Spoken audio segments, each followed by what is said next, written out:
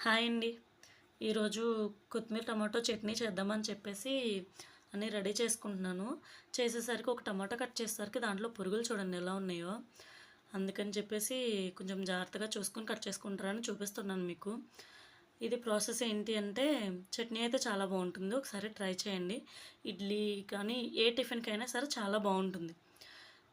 Ingredients అన్నీ ఇందాక చూపించాను కదా! అదొకసారి చూడండి మళ్ళీ.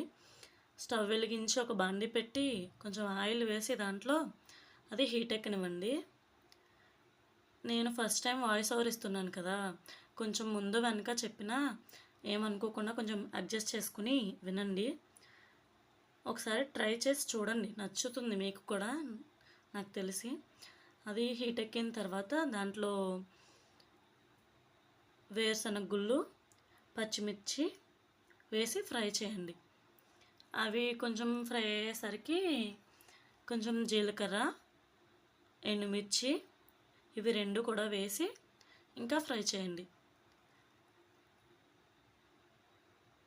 ఇది మా ఇంట్లో అందరికీ ఫేవరెట్ చట్నీ మరి. మీకు కూడా ఫేవరెట్ అవుతుందని అనుకుంటున్నాను. ట్రై చేయండి ఒకసారి. అవి ఫ్రై అయిన తర్వాత ఒక ప్లేట్లోకి తీసేసుకుని దాంట్లోని ఇంకా ఆయిల్ ఉంటుంది. అది సరిపోదు అనుకుంటే ఇంకో 2 స్పూన్స్ ఆయిల్ వేసుకుని మళ్ళీ స్టవ్ మీద పెట్టుకుని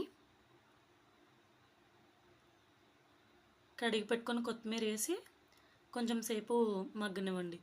కొత్తిమీర కాడలు వేసుకుంటే దాని టేస్ట్ బాగుంటుంది. మీకు నచ్చకపోతే ఉత్తి ఆకుతో అయినా చేసుకోవచ్చు. నాకు ఇలా ఇష్టం కాబట్టి కాడలు వేసి చేస్తున్నాను నేను. అది కొంతసేపు మగ్గనివ్వండి మూత పెట్టి. అది మగ్గిన తర్వాత కొంచెం సాల్ట్, తర్వాత కట్ చేసి పెట్టుకున్న టమాటో ముక్కలు కూడా వేయండి. ఇది ఇంకో క్లిప్ మిస్ అయింది.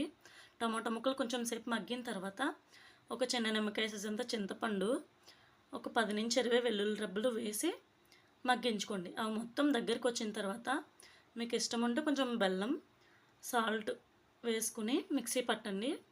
దాని తర్వాత ఇది ఇంకో క్లిప్ మిస్ అయింది, ఉంటే నేను మళ్ళీ యాడ్ చేస్తాను. అవి వేసి మిక్సీ పట్టిన తర్వాత మీకు నచ్చితే పోపు కూడా పెట్టుకోవచ్చు. లేదు అంటే అలా ఉట్టిగా అయినా సరే తినచ్చు. Okay, bye friends.